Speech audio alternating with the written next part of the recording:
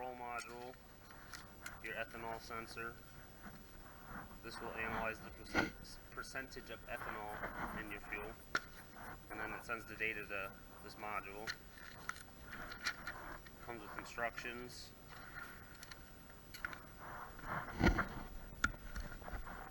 You will have to pin some of your own connectors, but I'm going to show you exactly how to do that. The thing we're going to have to do is we're going to have to pull the fuel pump fuse. To do that, you're going to need your owner's manual or look it up online. The fuel pump fuse on my Jeep is going to be F70. So we want to pull. Alright, so the reason we're pulling the fuel pump fuse is after we pull it, we're going to start the car and let the car stall. That way there's no fuel pressure in the line. There may be a little fuel pressure left, but there won't be a bunch. So you're going to pull this fuse out right there. We're just going to lay it right there. That way we know it goes back in there. Alright guys, I just pulled that fuse, started the Jeep, it stalled. I cycled the ignition a couple times trying to start it just to make sure I got any built up fuel pressure relieved. Some basic tools you're going to need are probably a multimeter, so you can figure out which pin is the positive and which one's the negative. Little needle nose. Just a basic socket set, basic wrench set. There shouldn't really be too much wrenching on this. It's mostly plug and play. It's going to come down here. This is your fuel feed. In the instructions it says you can install the ethanol content sensor on the feed line or the return line. But it recommends doing it on the feed line if you can. So to release these fuel lines, I'm pull this little clip. You're gonna press in right there. See how it's pressing in. And before you pull the fuel line off, you're gonna want to put paper towels under here because some fuel may come out. So let me grab a hand. Just put this under here. If you wanted, if you were worried about this getting soaked with fuel, you could just pull it back a little bit, just a little bit.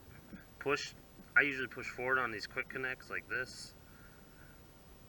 So, let me see if I can. It's almost too bright, guys. There, is that better? Can't really tell. So push in. Oop, and see, we still had a little fuel spray. So, gotta be careful.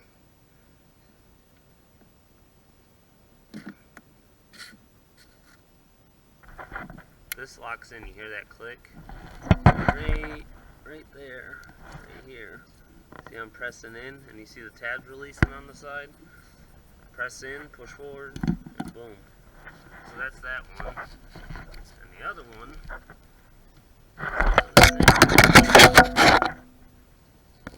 the other side of the fuel line, I should say. So, I'm gonna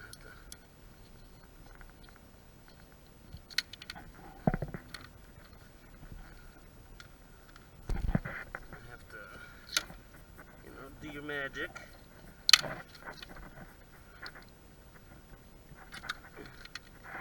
So then, alright, you see the fitting I put on there.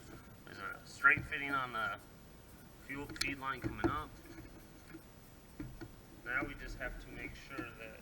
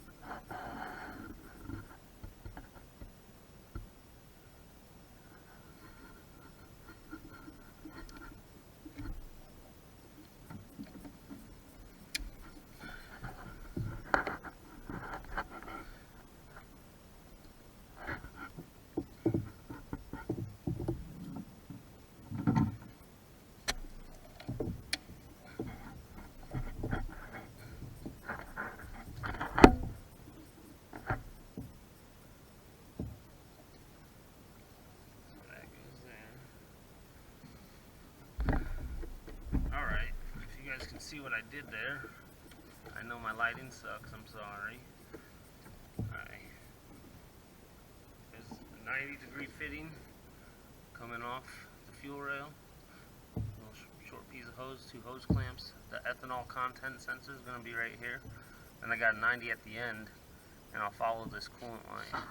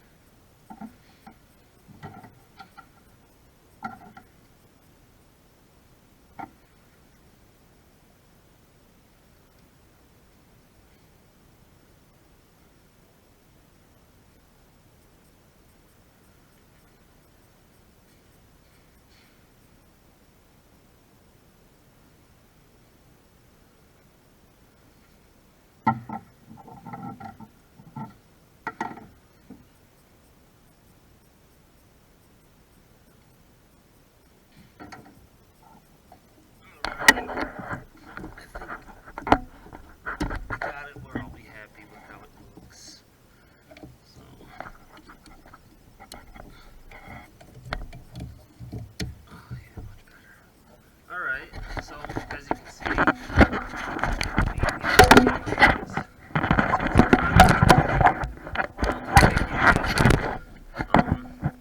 you can see where the new line comes up into the ethanol content sensor and into the fuel rail.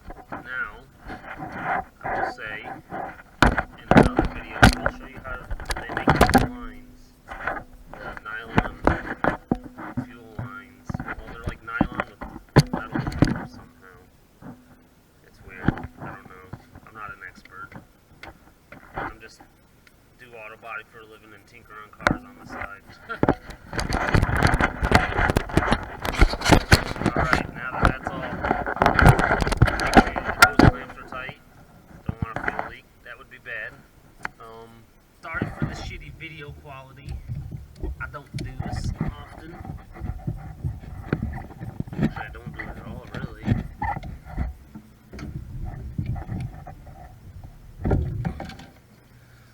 Alright, with that all made, we're going to leave that out for now. Just because it'll be easier to get to the injectors. Now, we can start laying out a harness, figuring out all that cool stuff. So to unplug these injectors. So you see the red, god damn it. Alright, you see the red tab?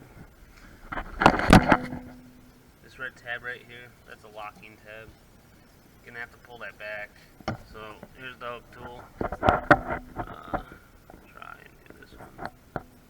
Get the hook tool, pull your locking tab back, and you just press, a wiggle, and your injector's unplugged. You're gonna do the same for all the injectors there. So again, press, pull. So when this is locked, this little red guy will be down like that, and then when you pull this up, you can press the little release tab on the connector. That's part of the reason they made this in a warm environment, is I have had injector clips break, and then trying to find a replacement injector clip is kind of a pain in the ass. I mean, it can be done, but it's still unnecessary stuff you gotta do. And then our last guy will be hidden right here. Right here. As you can see, it's It's released. Man, I wish I had better lighting.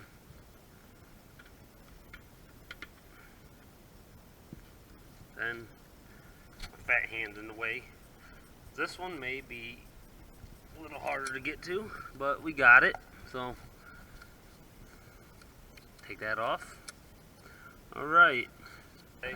What we should have done before we started this is we should have made sure all our connectors plugged in. They will though.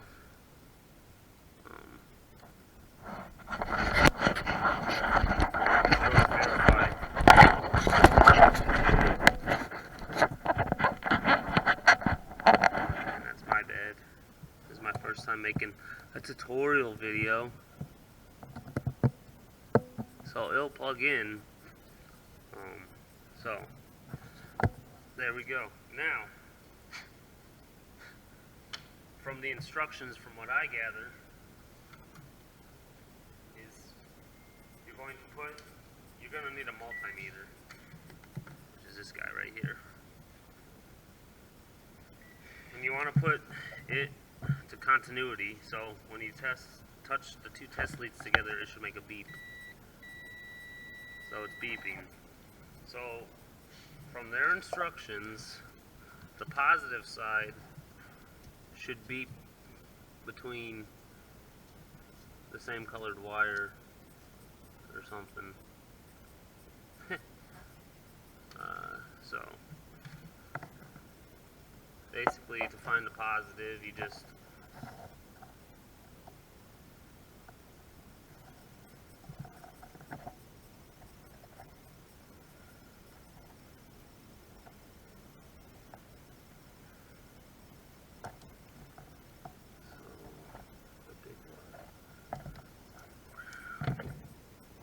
so white and brown is probably going to be our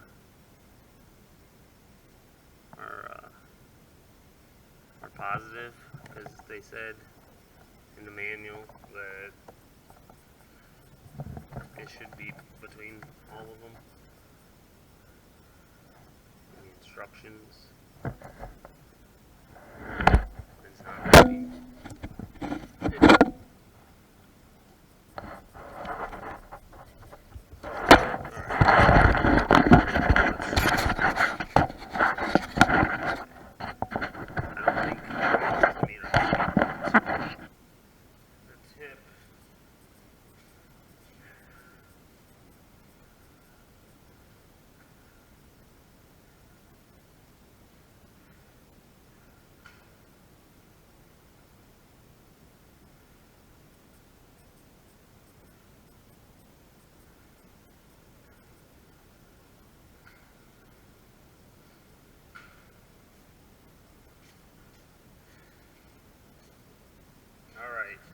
Now, I do not recommend doing this because it can affect pin fitment, but if your multimeter won't fit down in the connector, you can take small paper clips, small, and I mean small.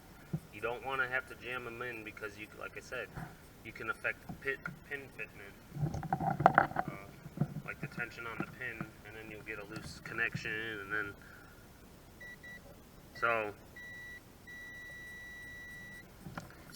basically, the tone on the side of the wire that beeps should be your positive, from my understanding of the instructions. And I'll show you the instructions. The other side shouldn't beep. There shouldn't be continuity on them. Yeah, see, there's no continuity. So on the side that there's continuity, that will be your positive wire. On the side there's no continuity, that will be your negative or your black wire. So see, and then you can even go down, in the instruction manual, they say that the wire that usually beeps is, like, all these wires are going to be the same color.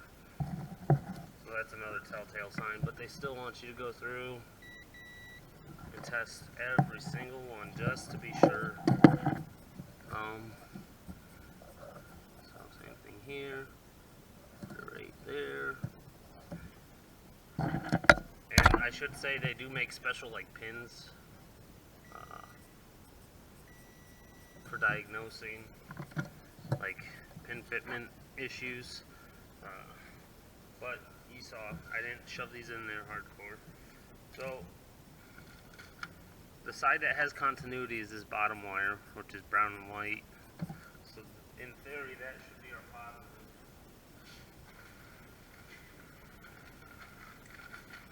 In theory.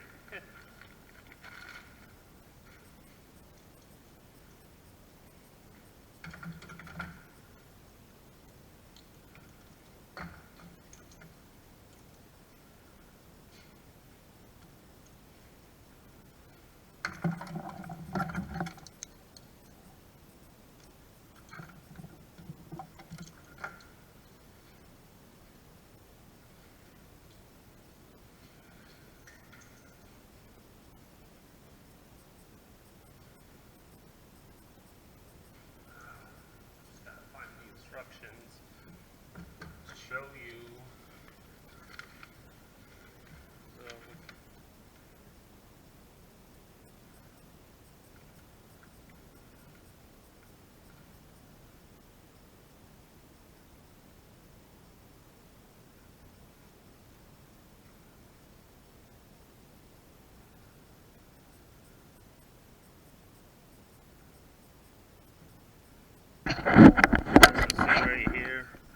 It's going to be hard to see, but check the way the male connector plugs in. Push both the wires in the wiring harness to the male connector and make sure that the red wire inserts into the same side as the multimeter deep tone indicator. So this one's a little bit more, it's not as plug and play as the advanced fuel dynamic kit, but it's still pretty easy to install if you have basic automotive knowledge. Just take your time, don't try and rush through it.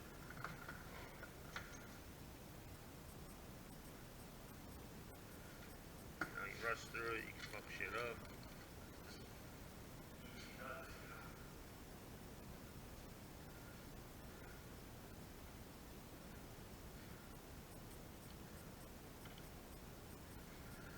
So, let's start with this one.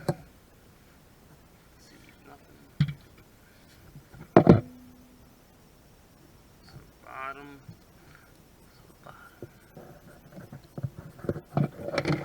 See, this goes in the bottom.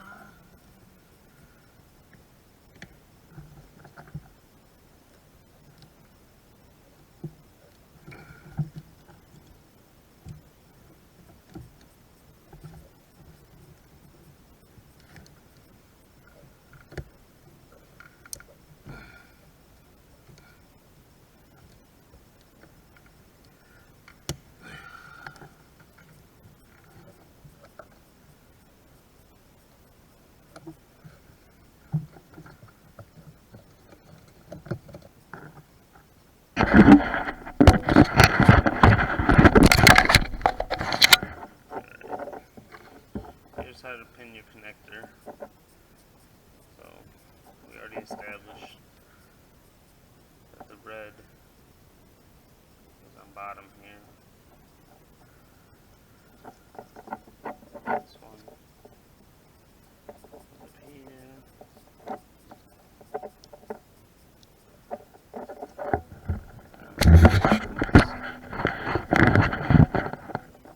Then you take your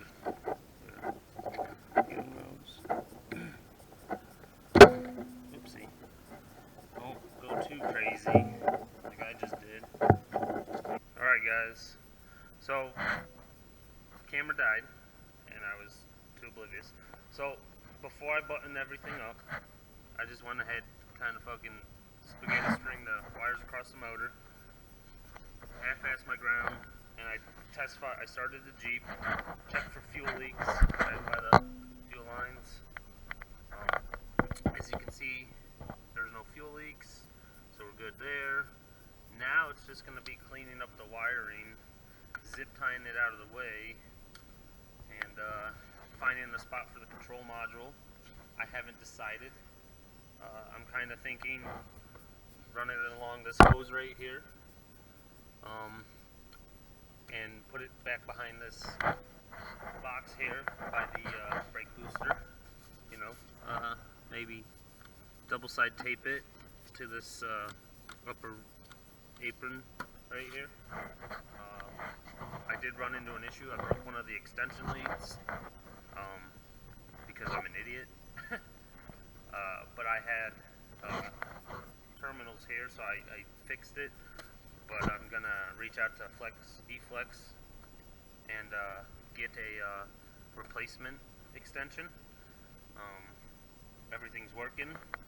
They have a temperature sensor. This temperature sensor cannot be by, you know, hot exhaust. Obviously, it'll melt it. But everything's running good. Started up, no misfires. All the injectors, it's showing injector activity, so that's good. That means there's no dead injector. That means all the connections are good. That means their wiring is good. They say in the instruction manual, keep these wires about 4 inches from your coil packs or high voltage. Alright, it's all installed.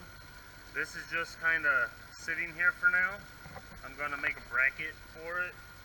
Probably going to come off, there's a bolt back here, come off, make like a flat plate or something, or even like comes flat, bends down, that way I can mount the module there.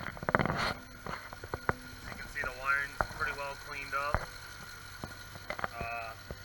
And that's it. It's running. Let me show you the app. So if everything's running right, well, one, if you had a bad connection, this would be misfiring because an injector wouldn't be working. This is their app. So we're going to do that. Takes a minute, couple seconds to connect. So then you can see our injector activity, 1 through 8. That means all injectors are there. We have the driving mode, tells you your ethanol content, 10%. You got home, log, chart, driving mode, startup settings, overview, startup info, settings, and I guess you can review the app. Driving mode, this is what I was talking about. So there's economy, there's dynamic, so it tells you right there what dynamic does, and then sport, you know. So I'll have to keep you guys updated. I am going to do some data log